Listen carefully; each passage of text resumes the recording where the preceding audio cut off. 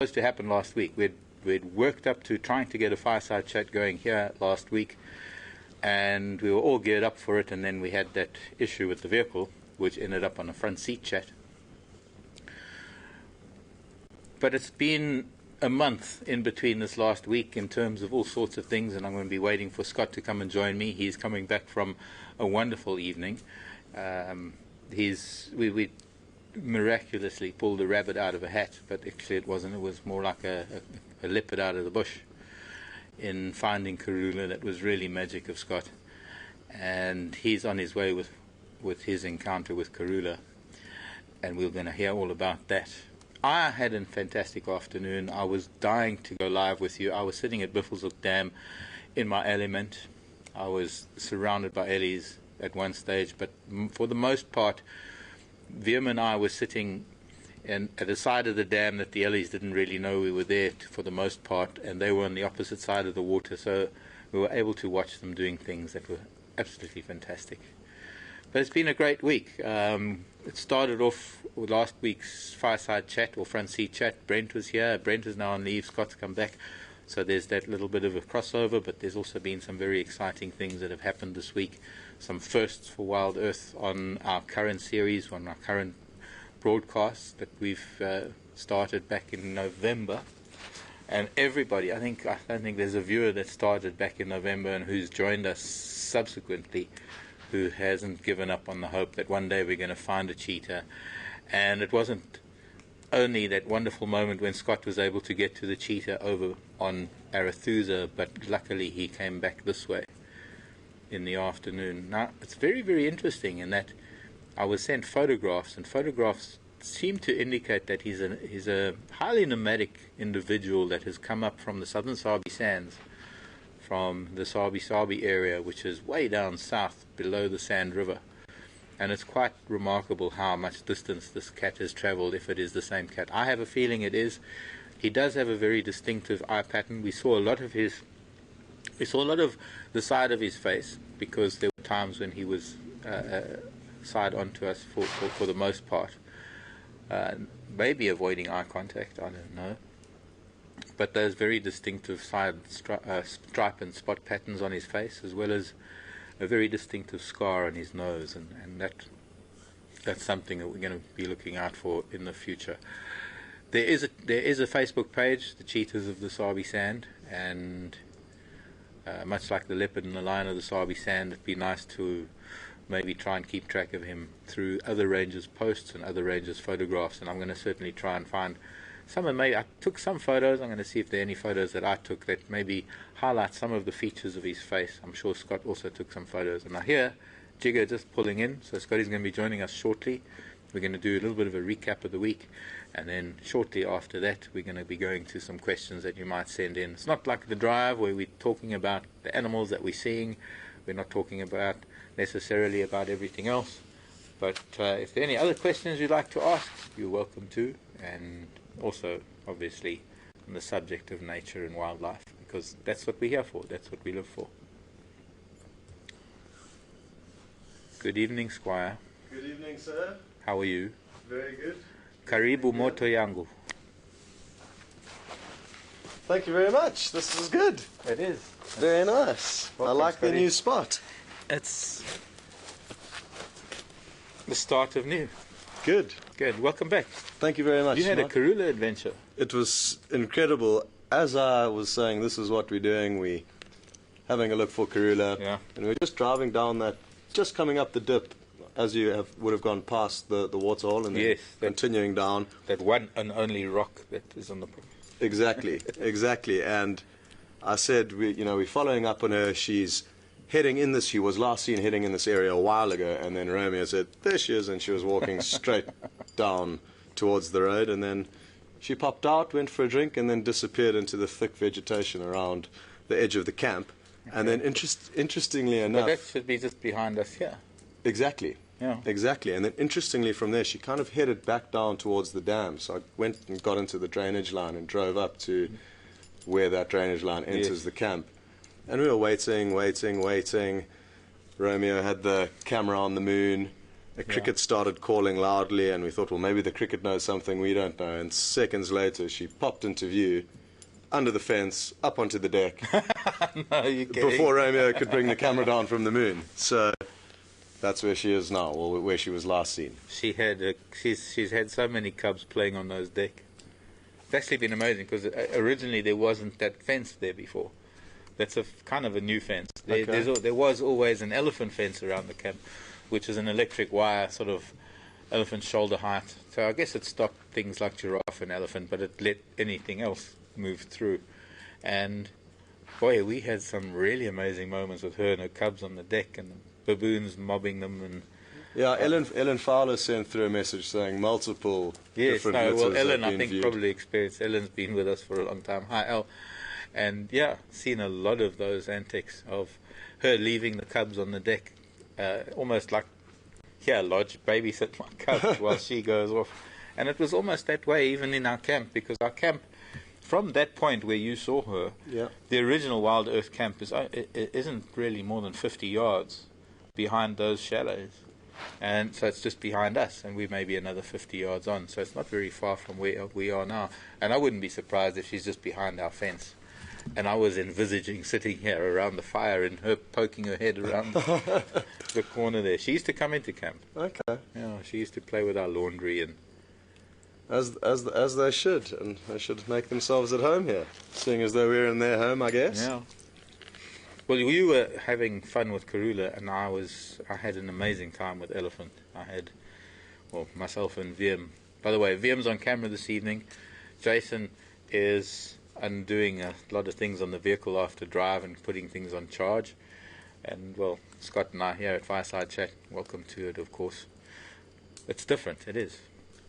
But I had amazing ellies. We got to Buffelshoek Dam, and we thought we'd stop there and try and wait for signal.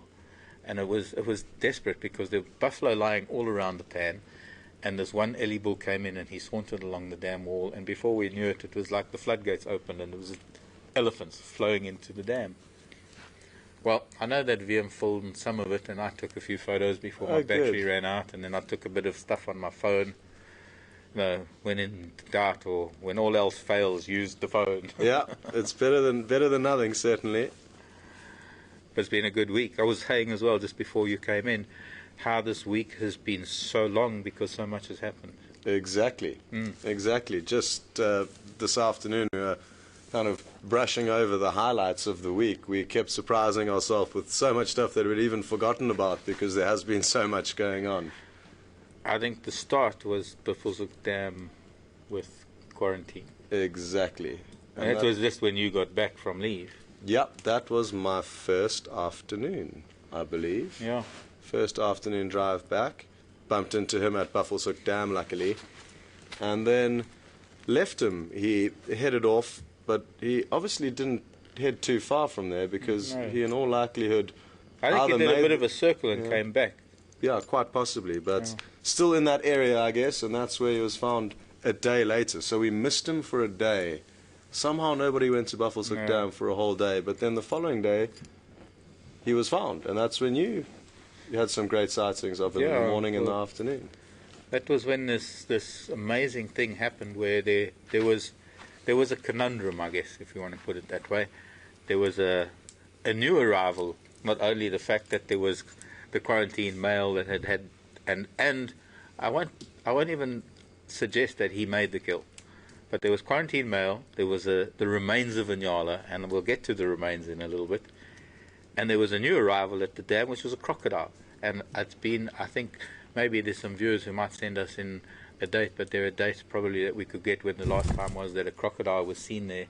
And quite remarkably, having had subsequent visits with him at the dam, it's behaving very similar to the crocodile that was here 4 or 5 years ago. Okay, interesting. Except it was a bit smaller. So it's been feeding. You saw it eating terrapins.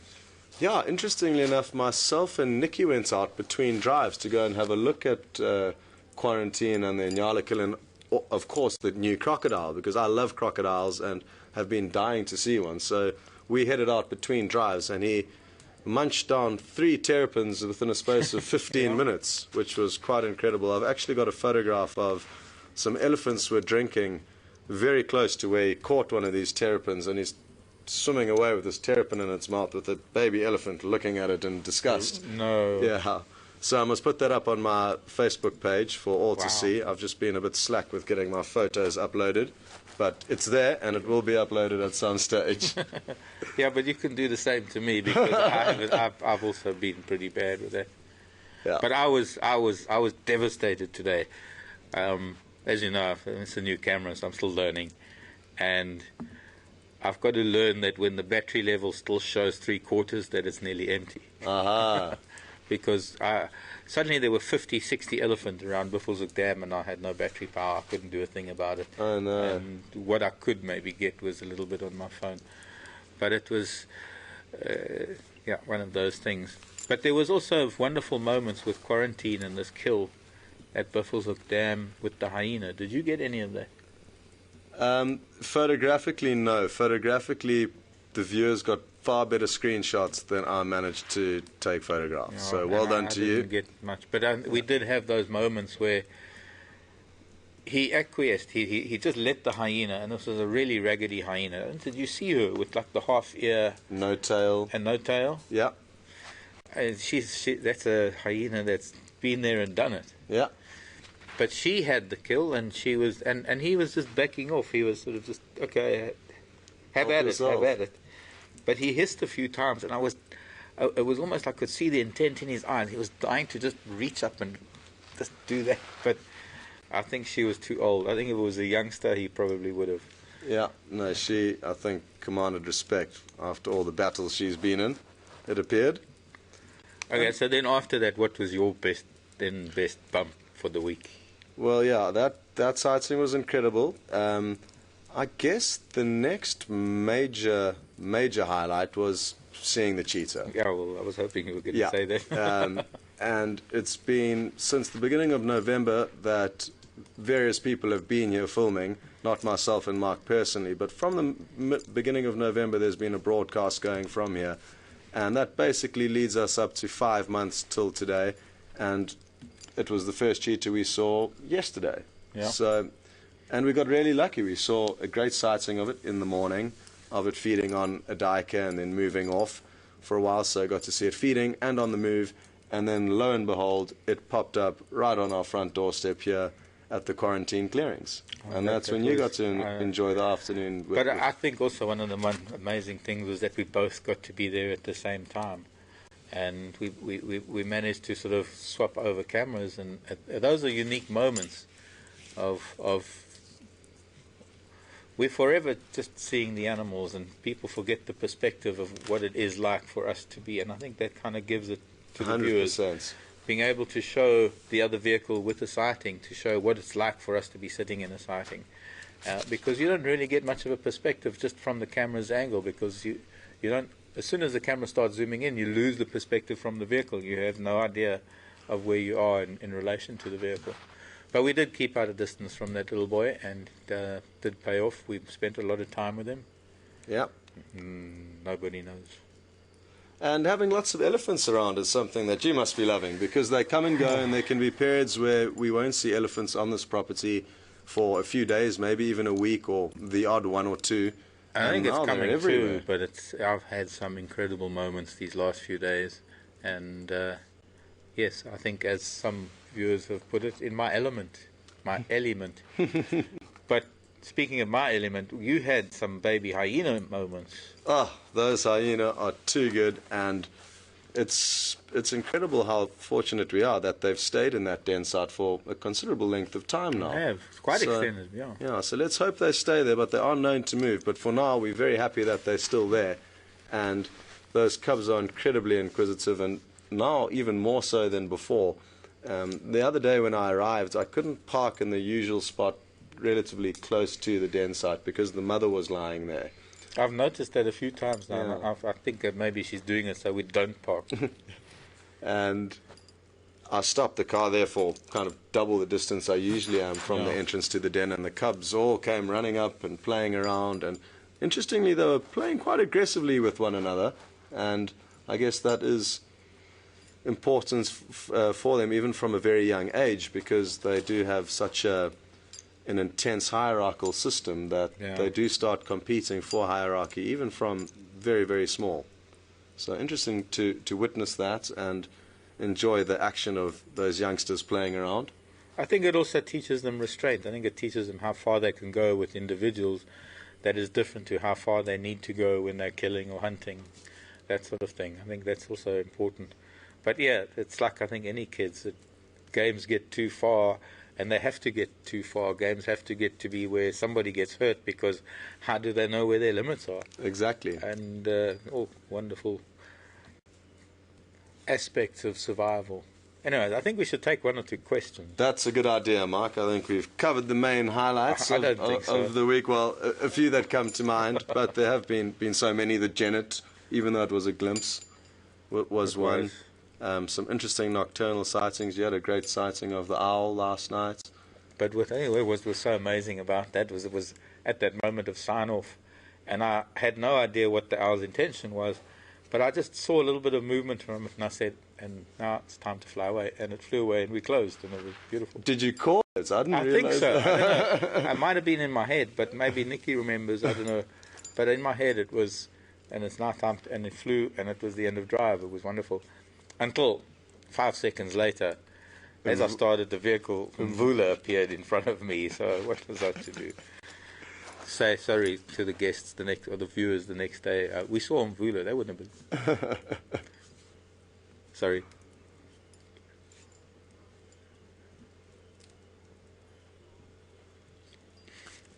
Some people are saying mine is the elephant. Brent's favorite is the wild dog. What's yours? I guess the leopard have probably won me over. I've always liked to try and say I don't have a specific favorite, and I'm not sure why I have this stance. A lot depends on the situation unfolding. Even leopards can be relatively boring if they're fast asleep, whereas a tree squirrel playing in a tree would probably be more exciting than anything sleeping. So a lot depends on the quality of the sighting, but when leopards are on the move, I really do enjoy it, and I guess that's the animal that turns me on the most. I know what you're saying, though, because I've always said, in fact, even in the same circumstances, probably looking across a fire, having asked or answered the same question, the favorite is what you're watching at that moment, because it's hard to have a favorite. It's really so hard to really think of one thing. I have that affinity with elephants. I have that spiritual connection with elephants. So yes, they are my favorite. But if I'm with wasps, even I can make it sound like wasps are the most amazing creatures on the planet. Exactly. And I've seen Mark get extremely excited when I arrive with some creepy crawly that I don't have a clue what it is, and I come up to Mark and he jumps for joy and knows exactly what it is. So even insects get you going. But yeah, that's what it's about. It's nature. It's just this all surprising, wonderful world out there that has so many different facets to it. It's this gem of knowledge. Okay, questions, I think, because in Ohio, Tess. Hi, Tess. How have we gained so much knowledge? Experience, or have we had formal training? Well, I'll start. Evening, Tess, and that's a good question. I guess my wildlife knowledge started when I was quite young. I was fortunate enough to have parents that took me to various nature reserves within South Africa. Therefore, from a young age, I maybe wasn't being trained, but I was being immersed in wilderness, and that opened up the option for me to fall in love with it, which I did. And also having pets growing up and friends who had farms and areas of open space that allowed us freedom to go out and explore and play helped. But in terms of actual training, I did a 6-month training course at a camp in the southern Sabi Sands, and I was very fortunate. The course was intimate. There was only 6 of us on the course, and we had a great trainer who hopefully may be coming in to the Wild Earth team temporarily for little stints, and he's an incredibly knowledgeable individual, so he might be coming in to do a few new things or help out when some of us are on leave. and just did that 6-month training course to get the official qualifications that are required to be able to legally guide within South Africa and for lodges within the country. And after the training course, obviously Mark would be the first person to say you keep learning on a daily basis from fellow guides, trackers, people that know the industry well. There's a hyena calling. Yeah. Let's keep quiet for a second and see if it doesn't call again. Of knowledge is shared amongst guides, and having somebody like Mark around who's incredibly experienced in this industry helps me greatly, because I get so much information that he would have had passed on by other people over the years, and now I'm gathering it all from him. So I think it's just a chain reaction of people in the industry. It's also a mutual learning experience, because we've had different experiences. So there's as much as I can learn from you as you can learn from me. Thanks for the kind words, but it's as much benefit from me having people like Scott and Brent around who have experienced other parts of Southern and East Africa. Brent in some cases has been to West Africa. We've shared experiences in East Africa, albeit at different times, and it's our interpretation of those experiences and talking about it and learning from each other that it's a mutual learning experience. No matter how much experience one has in the bush, no matter how much time you spend in here, nature is just such a vast subject that you always only know a fraction, and the fractions are so small that only marginally, even it's only a few years ahead of you in terms of experience, but in terms of what we've seen, I cannot match what you have. You cannot match what I have. That's the nature of the experiences that we have on the drives, the cheetah that we saw, the Karula incident this evening. Everything that we watch is a one-off. It's never to be repeated, and because it's a learning curve of knowledge that is never ending. It's constantly expanding. We get asked so many times, we get asked questions about animal behavior. What's an animal going to do? What's it thinking? And we can never answer. No matter how much time we spend watching them, we can never answer those questions. We will always be surprised by them. I think so. Exactly. That's why we're here. Yeah. Yes, indeed. Wonderful question, Tess, actually.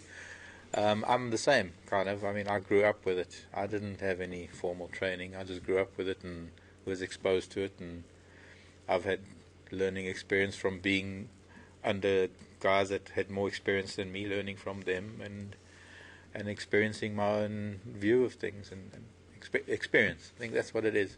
And this thirst for knowledge. You can't do without books. You can't do without that academic side of it to learn from the academics. But it was never in me to take the academic route. Good. It's not difficult, though, and that's important for everyone to know out there. If you are interested in getting into this industry, it's not very difficult, and there are lots of training facilities that help you get the necessary qualifications that you need. And then, like any job, you'll build your way up from being kind of possibly working for a lesser lodge or being a skivvy, running around helping out at a certain camp, and then you slowly build your way up, and that's no different to any industry, like I say. But I know gardeners who went up from gardening to waitering to tracking and then to guiding and then to lodge management. Exactly. And like Mark said, the thirst for knowledge and if anybody enjoys being in the bush, they can be taught the necessary skills and knowledge. The book knowledge. But the enthusiasm and thirst for being out here is the key factor that you need, and the rest will fall into place. So that's something important. That my trainer at Singita employed this theory with one of the girl guides that he employed. She literally didn't know the difference between a pigeon and a duck. She was clueless. But she had this incredible enthusiasm and love for wilderness, and she did the training and became an incredible guide. So that's a good example of how you don't need to necessarily know anything to come out here and get involved in this industry. Passion and drive. So I've got a question from a very special person in Alaska, Heather, Sister Heather. because she's also had a kidney transplant. So anyways, that's another story. But Okay. Heather's asking, we've noticed crocodiles eating terrapins, and it's documented. I mean, it's probably documented quite widely that young terrapins growing up, or rather young crocodiles growing up, eat terrapins. Heather's asking how they digest them. With that pie shell, I mean that hard shell. Well, what I can assure you, Heather, is that the crocodile was on the other side of the dam to where we were, so we couldn't see very well, but we could hear the crunching from very far away.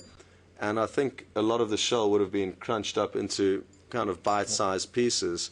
And from what I understand, and Mark will probably be able to confirm this, crocodiles have got incredible digestive juices. Yeah. And that's suited to their way of feeding, because they typically tear off very big chunks of flesh that they swallow whole. They don't really chew off little bits. Yeah. So by swallowing, probably the smallest bits they'll get would be an animal like a terrapin that kind of probably shatters. Crush it and just swallow it whole even. Yeah. But they do swallow very large chunks of meat when they are feeding, and therefore need incredibly strong digestive juices to be able to process that. And I think the shell would either get... No, I think it gets digested. Yeah. And crocs, like hyena, when you look at crocs don't regurgitate anything, but anything that comes out is like a typical reptilian paste. Mm-hmm. What was that? I thought it was a bushbuck maybe barking. But like hyena, crocs digest hair and bone and everything. So what comes out is merely the calcium paste and, of course, uric acid and the typical things that come out. So, yeah, exceptionally strong digestive juices for crocs. As you say, because all they can do is to tear off chunks. Crocodiles don't have a muscle to open their jaw. They've only got muscle to close their jaw. That's why it's so easy to prop a crocodile or an alligator's mouth open with a stick, because it doesn't have the ability to actually, with muscle, with like the masseter muscles of a hyena or something, to open. It uses gravity to open, but it's got that incredible force to close. Mm-hmm. And so there isn't even an option of chewing. They can crunch, so they can. And I suppose a terrapin shell would be crunched, and then the entire thing gets digested. Yeah. Yeah, and it probably takes a long time to get all the bone and the calcium, because they've found remains in crocodiles that have been there for some time. Okay. But a very interesting question. Yeah.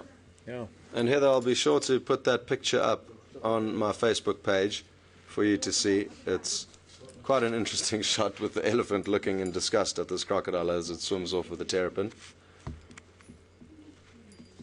Nick is asking what was the sort of influencing factor in your decision, or my decision, our decision, to be part of the Wild Earth team as opposed to being part of the sort of conventional guiding fraternity. But we both come from that, really. Yeah. I'll go first. I got very fortunate. I had come back from 2 years in East Africa, the majority of time which I spent in Kenya, and probably 6 months of which in Tanzania. And it was time to come home. I love East Africa dearly, but it was difficult working there for various reasons, and was looking forward to coming back home and seeing what job I could find within the industry.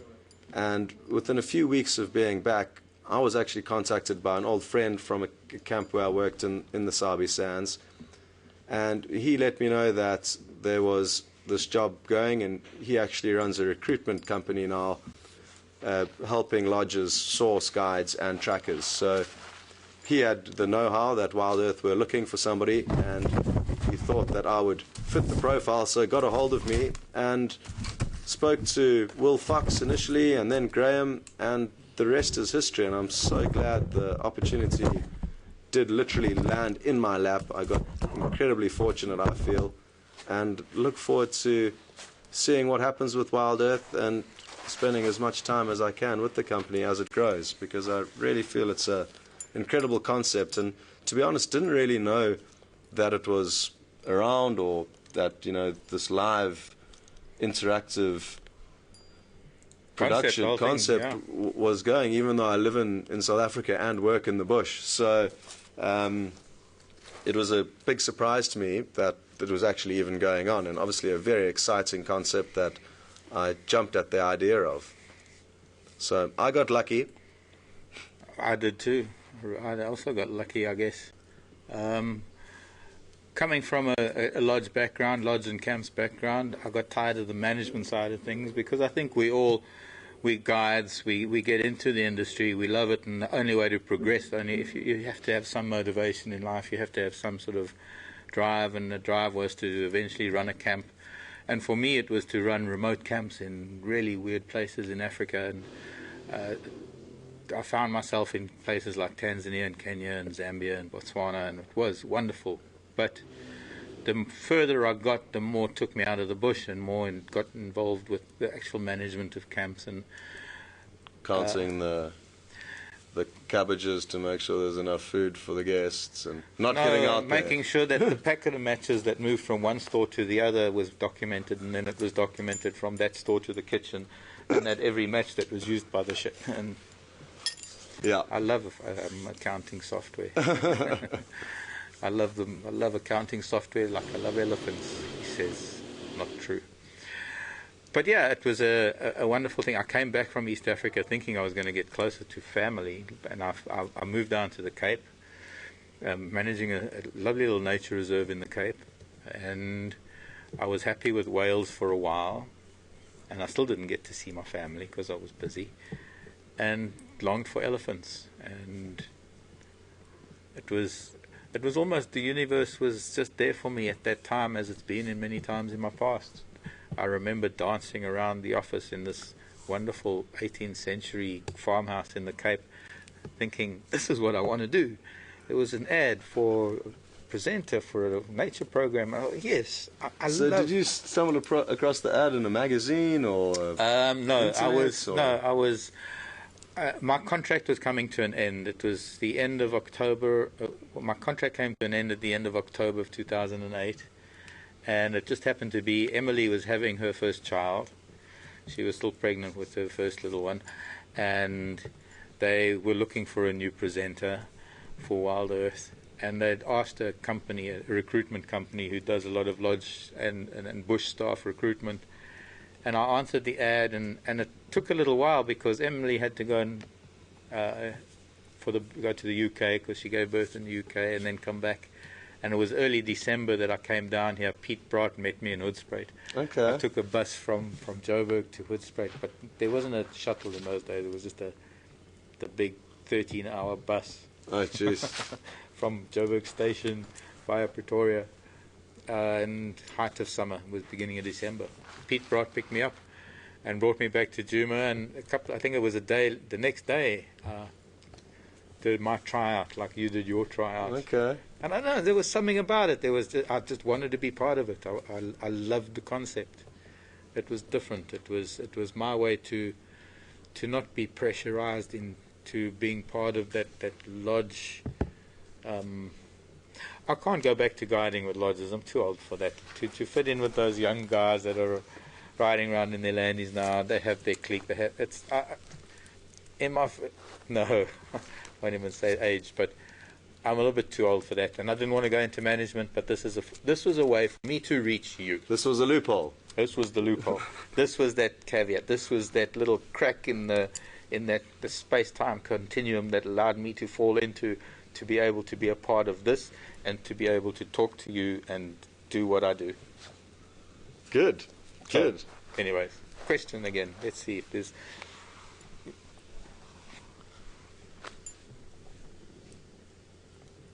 Does my back hurt if I do not wear shoes? No. If I wear shoes, yes. No, more it's my feet hurt if I wear shoes more than my back. No, my feet, my legs, I get very, very sore. I remember the odd time when I've been in the city and I've had shoes on because I had to pound pavement for a while to go to bank and to do city things. I can't walk the next day because I've had to walk on concrete and had shoes on and things. 21st century problems you're having to deal with here, hey Mark? Shoes. Okay, so this is not from me. This is from my little ear. Okay. Or actually, it's from Jennifer. I thought it might have been from Final Control. How much time do you spend on your hair in the morning? I don't spend much time on my hair at all, Jennifer. No, I have to vouch for that. Scott wakes up like that. I wake up and have a quick shower. We don't have mirrors in our rooms, so we don't spend too much time on the hair. But it does vary over the days, like everyone's hair, I guess. And I suppose I fuss more about my hair than you do. Yeah, I think that's fair to say. But you've got more of it than me. There. God, that's why I don't take my hat off, because my head will burn, because there's nothing on top anymore. But what I will tell you, Jennifer, a little trick of mine, is that I use moisturizing cream as gel, if that makes any sense. So I'll squirt some moisturizing cream, I've got very dry skin, onto my hands, rub it on my face, rub some in my hair, and then off I go. So it's kind of set for the dry. So yeah, that's the only secret I've got for you, Jennifer. It's moisturizing cream that holds it all together. Does it stick up after your hat? No, it's because it's moisturizing cream, so it's quite soft. It doesn't make it prickly. No. Okay.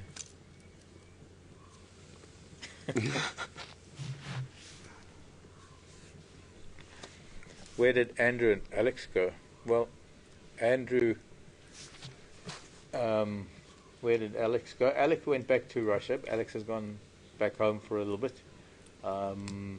Andrew's been on leave, and that's why Romeo's here. That's why, that's why Jason is here. Jason is here. Jay is on a university break. Jason is studying at university, and he's here on a break. I think we should probably ask Jason what he's studying, and maybe we'll do that on Drive. He can tell you. That'll bring you to our Drive, okay?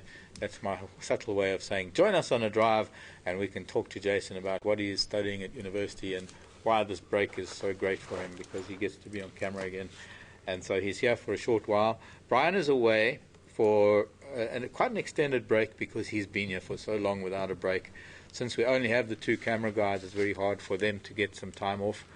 With three of us guides here, or presenters here, there is enough on a 3-week, 1-week off cycle that there's always two of us here, and there's always going to be one of us off. So from that point of view, we get regular time off. But at the moment, with the camera guys, they're battling a little bit with extended time.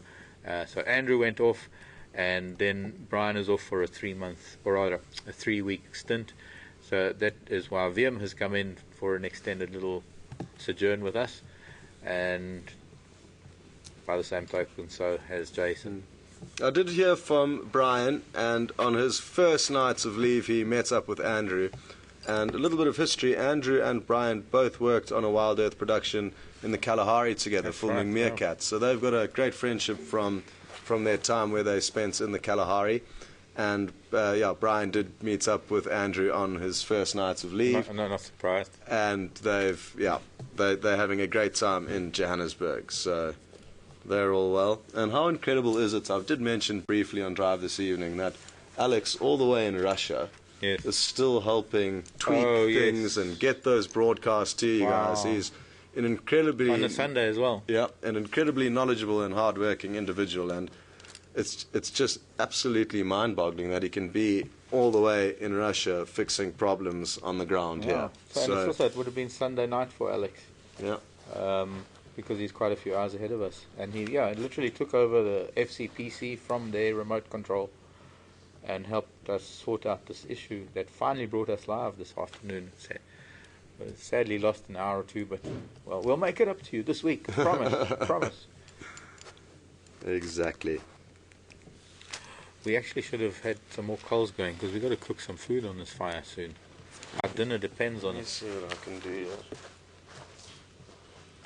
Should I put this other one on?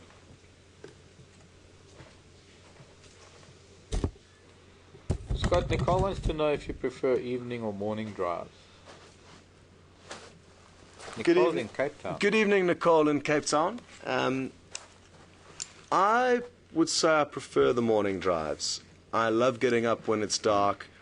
Not always, but when I'm in the bush, I can think of nothing better. Waking up in the dark, going and making a cup of coffee, getting excited for the adventure. And it always is an adventure, because we never know what we're going to find. And more so than the afternoon, we can expect to find tracks of animals on the roads, especially of the predators that we need to spend time looking for and tracking down, which is something I love dearly. The art of tracking is one that is hugely rewarding and hugely difficult, but when you do get it right, it's an incredibly great feeling to find these animals, especially if you are on foot coming across lion or leopard, and seeing them on your own 2 feet as opposed to in the vehicle really is a rush. So that is probably why I like the mornings more. There's more unknown and everything's crisp and clean, and so much could have changed. Predators can move huge distances at the night, but probably less so in the afternoon to a degree. So you kind of, in the afternoon, you kind of know what to expect to a degree. But I think it's the the early morning newness of the day that afternoon. There's a difference to fresh tracks in the afternoon to the fresh tracks you get in the morning, because of perhaps all the activity that happens during the day. Birds landing on the road, cars driving around. There are all sorts of things that really wash tracks away, or maybe age tracks a lot faster than necessary.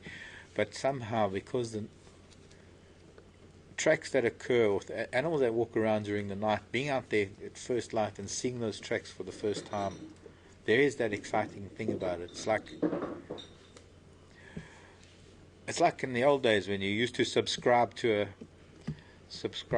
a comic magazine or something, and you couldn't wait for the next issue to come out. That because, well, I suppose in modern day, the analogy would be that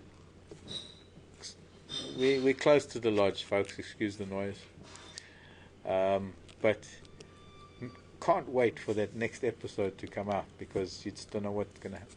Well, I suppose it's kind of like that, but at least for us, it's unscripted. Yeah. So, Nicole, for me, it's definitely the mornings. But in the same breath, there is something magical about that stage in the evening when you've got that last golden hour of sunlight and a beautiful sunset to stop for, especially when you all are on safari with guests and you can stop and have a sundowner and really soak in your surroundings. The evening drive offers that. Obviously, it's difficult to have sundowners in the morning, although amarula and coffee is a really tasty drink, and it's not entirely frowned upon to have an amarula with your coffee. Amarula is a liqueur that is made from the marula fruits, and that can be snuck into your coffee in the morning. Really? Well, I've been told. Okay. I've been told. No objection to that if I drank coffee. But Diana was asking a question. Are we aware of the fact that when we're broadcasting, when we're looking at the camera, for example, we're speaking to untold numbers of people, and I guess in a sense it's a different concept to being in front of a hall of people. And I think what she's asking is, have we ever thought of it? Have we ever thought of addressing a crowd? I personally like to try and numb the fact that there's lots of people watching. Really? Yeah. And to a degree, it's great to know that there are lots of people watching, because that kind of pressures you to want to perform. But at the same breath, I don't, when I'm looking at the camera, I try and just think of 1 or 2 people, maybe friends or family, and not think about the thousands of people that are watching, because it could be a bit overwhelming. It would be overwhelming. I mean, for us to just have all those people sitting out in front of us now. I mean, if we could have a reverse screen where, by looking through the camera, it projects onto the screen the faces and places of everybody who's watching. Yeah. I'm kind of nervous getting up in front of a crowd. I think I would be. Somehow, I think I'm in a similar boat. It's my brain can get around the fact that there are lots of people out there that I'm talking to. I think it's wonderful. I wish I could reach more people. I think it's great when they're kids or when they're people that are incapacitated. I just love to know that there are people that are watching that are never maybe going to get to Africa to see this for themselves, and that our passion and the way we present it to you gives you a little piece of that. I love that concept. I don't know how that would translate if I was standing in a hall with lots of people because it would be out of my element. I wouldn't be in the bush. I think if I could fill up quarantine within a stadium, or not a stadium, but if I had people standing on quarantine around me, didn't matter how many, maybe then it would happen. But I think for me to be in a city and be in a hall and be that would be a lot of pressure. Yeah. Something that's interesting though that took me a bit of getting used to. And I personally don't mind meeting new people or being exposed to large crowds of people or speaking to them.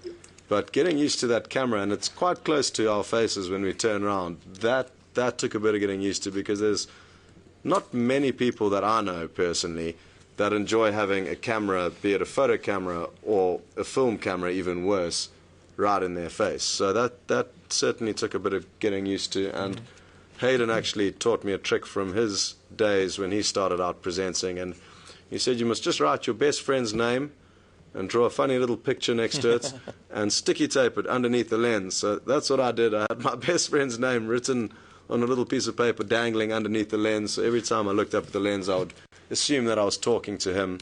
So that was one of the tricks Hayden taught me. Yeah, that's, I suppose, similar to what I think. I do imagine a lot of you viewers who I've had a lot of contact with, I imagine you watching through the camera, because there's been I suppose maybe it's because I've been around for a few, with previous drives in either other places or here, and so some of the viewers have been in my life a little bit longer. So I can, like when Nikki says a name, I know where they come from. I can picture who it is because they've part of Wild Earth for a long time, and I hope to learn a lot of future viewers the same way. And it's remarkable how much I can forget in a short space of time, but I suppose in the same sense how much I actually do retain in terms of viewers who have been here and or with us and who do watch us. So to a large extent, when I look at the camera, I see them, and the more people that I get to know who get to know me, because everybody else is an unknown, so maybe there's sort of 100 or so or more people that I can think of that are watching, although there might be 1,000 that are online. I don't know if my head will ever get to know all of those people that are watching, but I think I'm always conscious of the fact that I'm not intimidated by that so much. It's always a wonderful thing for me to reach people that I know how much it means to them to see it. Yeah.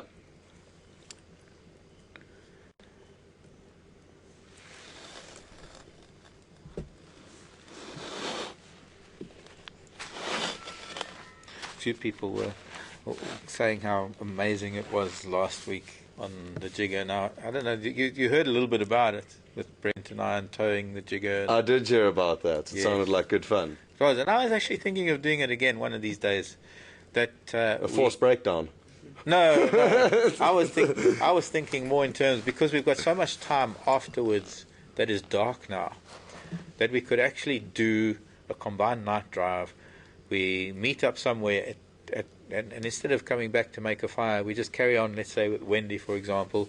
Camera person can draw straws to see who brings the other vehicle back and who stays on board. And then I'll hop in the front seat with you, and then we just see what happens. Yeah. I'll do good. Some spotting. Or not really. I thought of maybe sort of front tracker seat, but then it's better maybe on the dash or on the front seat so we can converse. Yeah. And we do pretty much the same thing. We have the exact same banter, except you driving and I'm sitting and I'm spotting, and we see what we can find.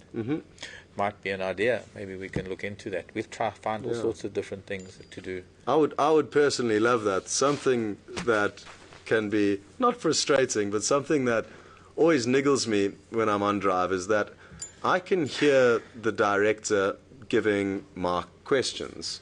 So I know exactly what the question is that Mark's getting, but I have no idea of how he's answering it. And a lot of the questions I'd really love to know his thoughts or input to, but I just sit there wondering what he's saying, and I don't know. I feel the same. Yeah, so we miss out on a lot of those things that you get to see both of us. So they also got a couple of questions that's rather you than me. Exactly. That as well.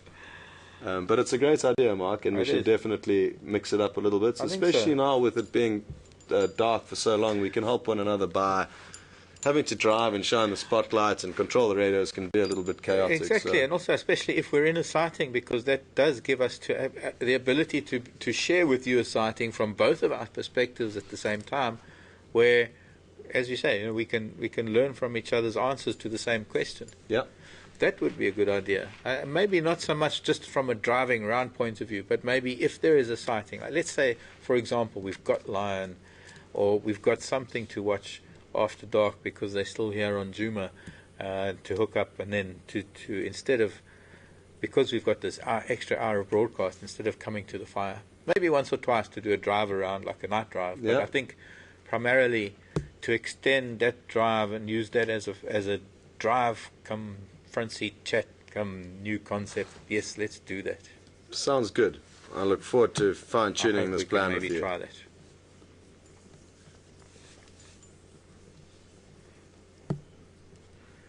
Have you ever encountered a poacher in the bush? Michelle was asking that. I haven't, thankfully. I've never encountered a poacher in the bush, and consider myself lucky for not having done so. Yeah.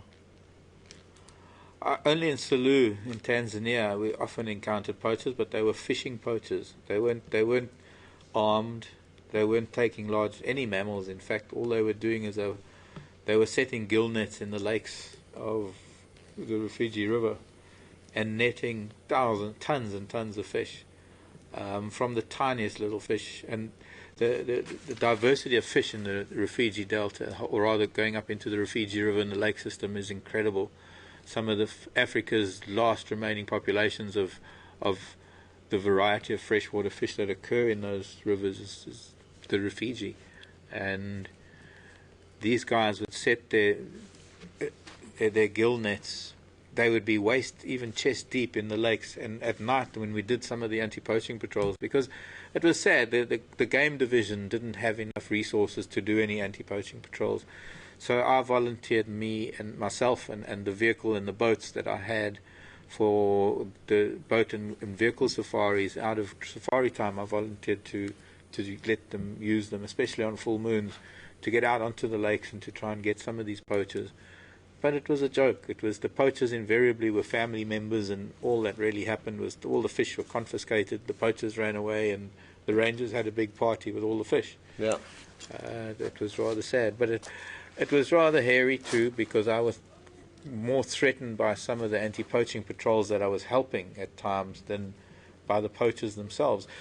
Incredibly, there's a population of crocodiles in those lakes and that river system in the Rufiji that are so specific, so catholic in their fish diet, that the guys would be poaching fish and the crocs would leave them alone. That's incredible. At night, you sort of suddenly blast the lake with the spotlight, and you can see these guys setting their nets, and you can see on the edges of the nets just hundreds of eyes of crocs. Oh, they have got some serious. What was weird was just downriver, where the villages, where the children and stock were. That's where the crocodile attacks were happening, but not in the reserve. Very, very strange. We've got time running out here at the moment. Yeah. Susie wants to know what's for dinner. Well, Susie, we actually should have started already, because one of our characteristic things to do, or one of our traditional things to do, is while we're chatting, we've got the meat on the fire. We kind of haven't got there this evening, but as soon as we finished, the grid goes on and the meat comes out, and we're going to be having some lamb chops and some boerewors, which is traditional sausage, and I guess whatever veg. We'll wrap some veg in the fire, and we'll see what we can do with the veg. I'm getting hungry and thirsty. So, yeah. Somebody wants to know what the necklace is. Oh, we'll do that on the drive, because you've got a bit of camera. It's a clay tablet, a little clay square with an elephant on it. Big surprise.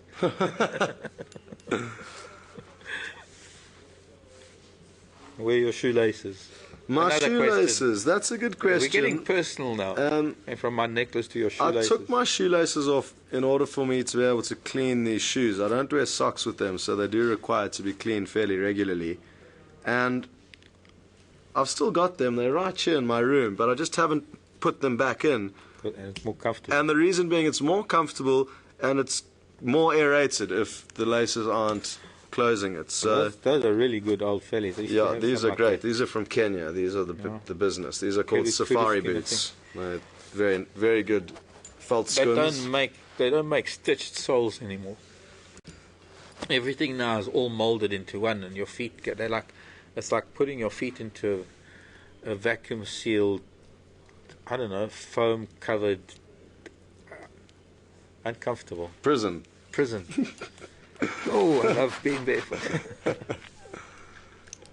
So yeah, the laces are in the room. They're probably not going to go back in anytime soon. But I actually thought about putting them in the other day, but it's all good. I can run like this. I can run. So if I need to run up a tree because a buffalo is chasing me, I'm confident I'll be able to do it. I thought it's so that you can get out of them quicker as you run. But anyway, one more question for you, Scott. I think we're running out of time, but it's actually a very important one. And we've actually welcomed all the other guys that have come back, part of the team that we were way back in the summer, which was so long ago. It was 3 months ago, 2 months ago. But it'll have to be a quick answer. No, we can go over time. That's fine. I can't put it on me. It'll be on my account. But yeah, sorry, off of the shoes. But Willem and Jason and the new crew, but we haven't mentioned Nikki. We haven't mentioned Nikki very much, and I'm not sure why I haven't brought it up, but for those of you who are wondering how Nikki fits in and how she got involved with Wild Earth, it's through me. She is my girlfriend, and we have been going out for not very long. We met in August last year, but we're spending a lot of time together, and when the opportunity came up for the extension of the initial project that we did that finished on the 31st of January, I kind of planted the seed in her head that there could be potential room for her to join the team, and then continued begging and pleading and convincing her that she's doing the right thing by resigning from her job in Cape Town. And she did work for a really cool production company that does a reality cooking show that focuses on barbecuing, or braaiing as we said in South Africa, and it's almost a religion, this form of cooking in South Africa. And she worked for this really cool TV show that had a great team, and she wasn't planning on leaving until I convinced her to come out here.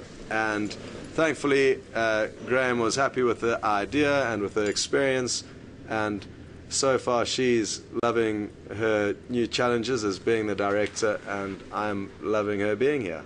So welcome, Nikki, and now you all know how she fits in to the equation.